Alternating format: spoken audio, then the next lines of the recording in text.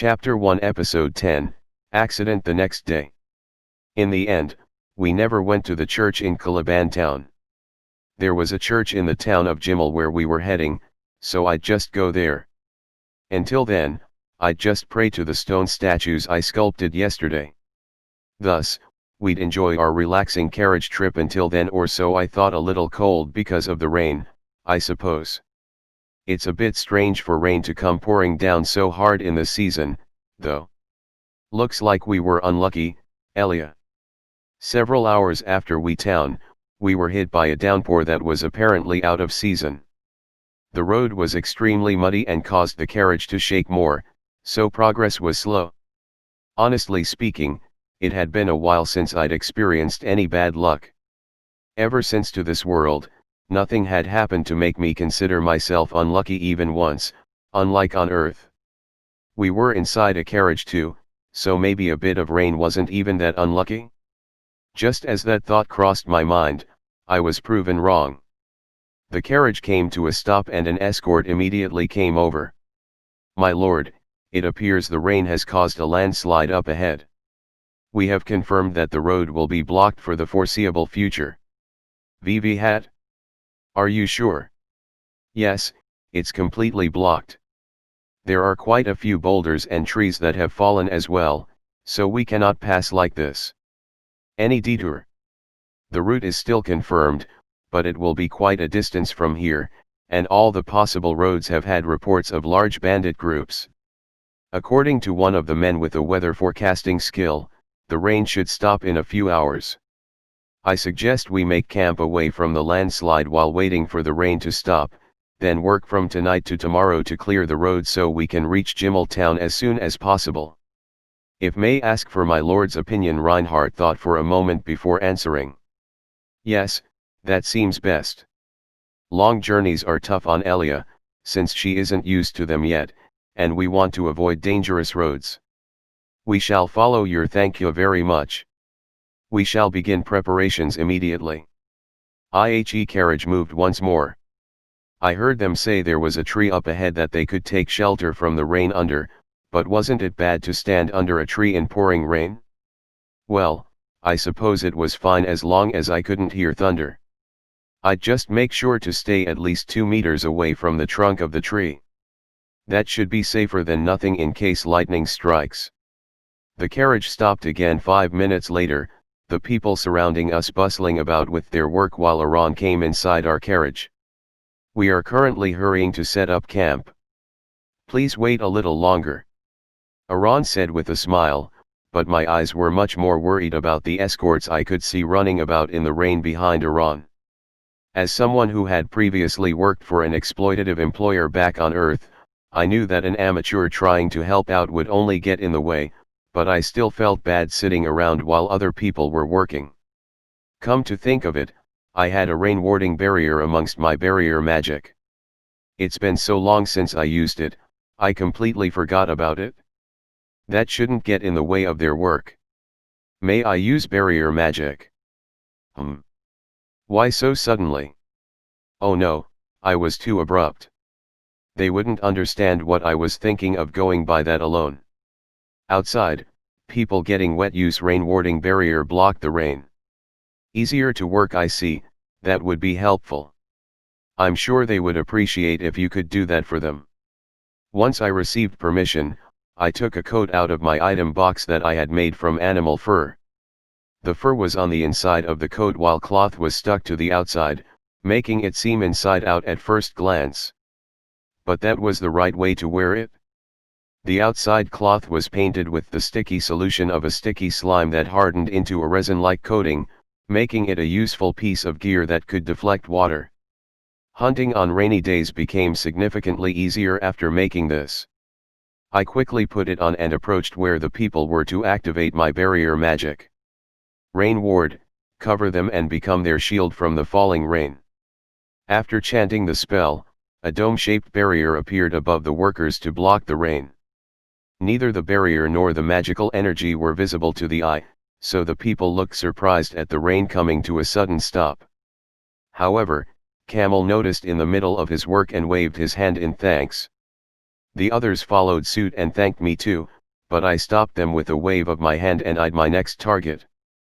Unfortunately, I wasn't able to cover the entire area with one barrier, so there were still 4 other spots where people were gathered that I had to cover. I started with the areas closest to me and went through them in order, finishing off with a barrier over the carriage upon my return. Good work, Ryoma. Thank you, Wave. I sent the remaining droplets flying off with water magic, before returning to my seat for some warm tea. Then the conversation changed to the topic of my raincoat. Never seen that kind of raincoat before. Did you make it yourself? It seems to repel water very well. Were there any animals in the forest of Ghana with furs that could repel water so ably? All I did was paint on the sticky solution of a sticky slime and let it dry. Water won't seep in. Repels rain. Sticky slime solution had such a property. Wait, they didn't know? You didn't know? The sticky solution of sticky slimes is only used as a glue. Really? For some reason, it looked like Rainbach and Elise had sparkles in their eyes. So even this was a new discovery. Just how deficient was slime research? Would you let me try that raincoat on for a moment? Just to try. I took several pieces out from my item box. This processed cloth. It's thin, so it's obvious it doesn't let water through. It's worn out. But if you use the cleaner slime before processing, it isn't dirty.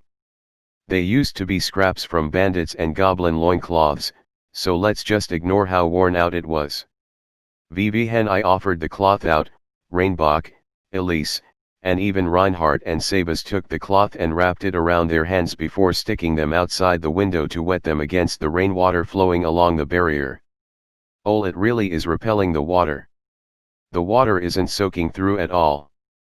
There's still the slight cold sensation of the rainwater, but that could be averted comfortably with some fur on the inside, like Ryoma's raincoat. Ryoma, would you like to collaborate with us to develop these raincoats as a PRCNT? Excuse me. Did you need anything? While the 4 were testing the effects, Aran opened the door to the carriage. Apparently, the signal to summon her while she was sitting outside the carriage had been a hand out the window. No, it was nothing.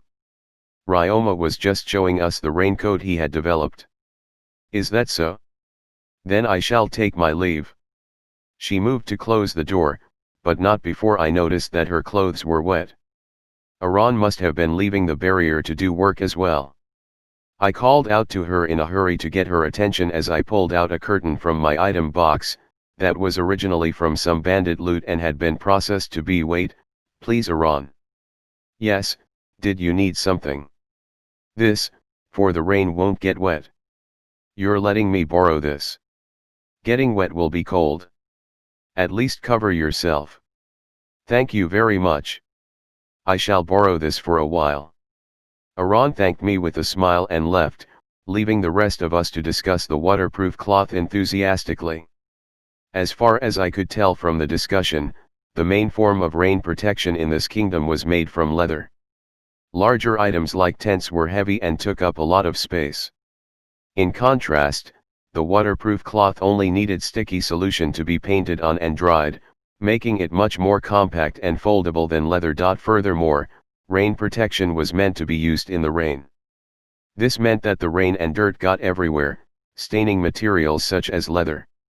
It could also grow moldy. Of course, they could be protected from that with maintenance, but cleaning the dirt, applying oil, and drying it again, it was all effort.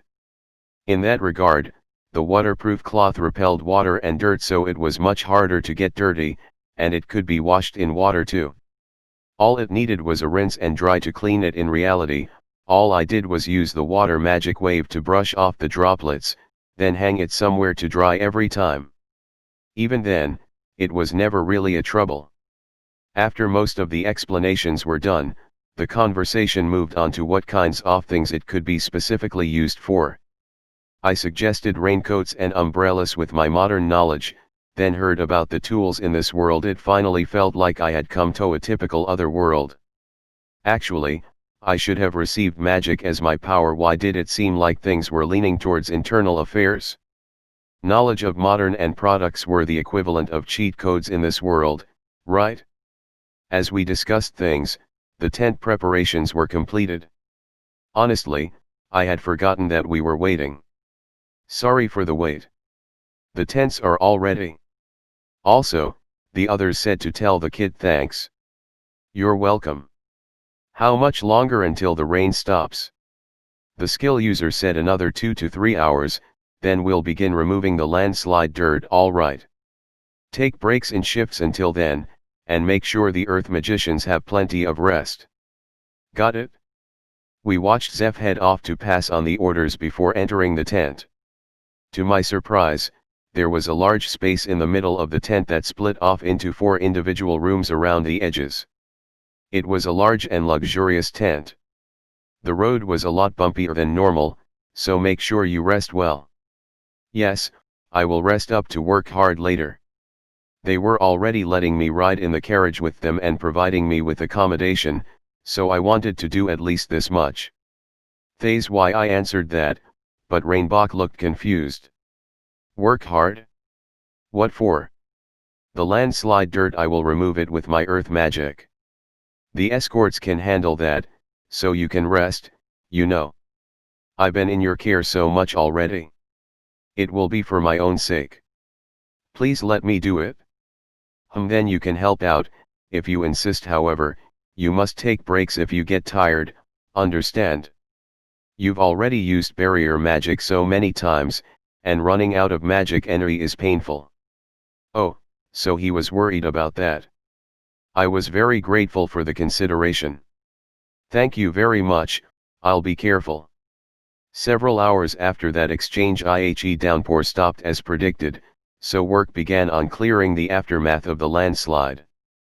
IHE escorts who could use earth magic were split into squads around me, each clearing away the dirt. In particular, the squad consisting of mostly earth magicians, who were using break rock to break the large boulders and rock to compact the dirt to an appropriate size, was completing the removal work more efficiently than the other squads. As for what I was doing among them, I had create block, a spell I created by combining break rock and rock while I was trying to hollow out my cave in the forest.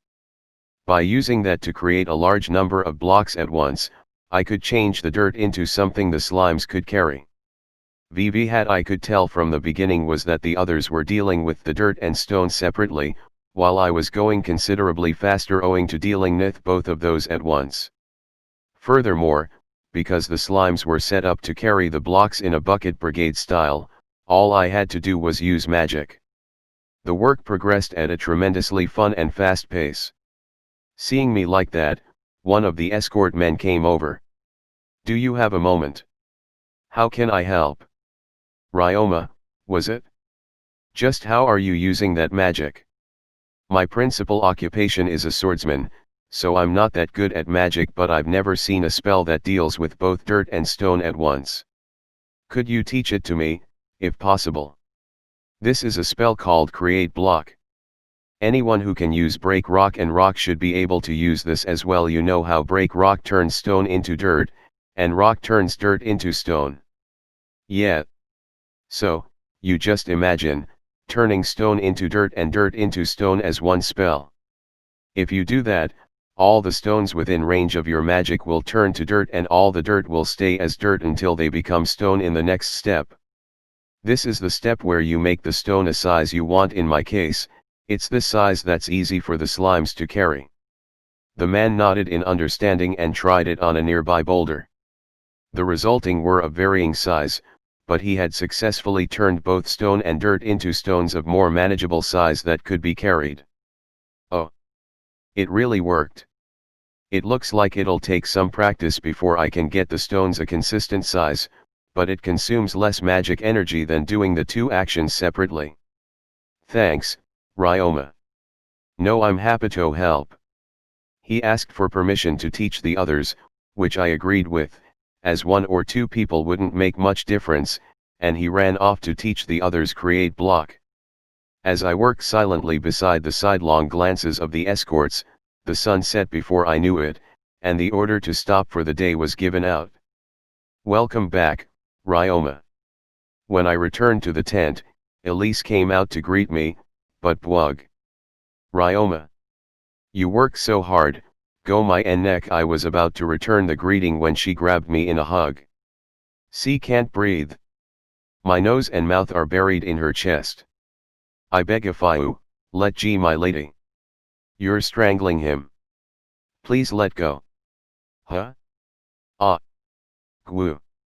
Ha, I'm sorry. Are you okay? Ha, yes, I'm fine. Lillian, right? Why, yes. Thank you very much. You saved me. No, I'm glad you're safe. The food is ready, would you like to eat now? Yes, please. She then proceeded to lead me to a table in an inner room. Hello, Ryoma. I heard you were a great help.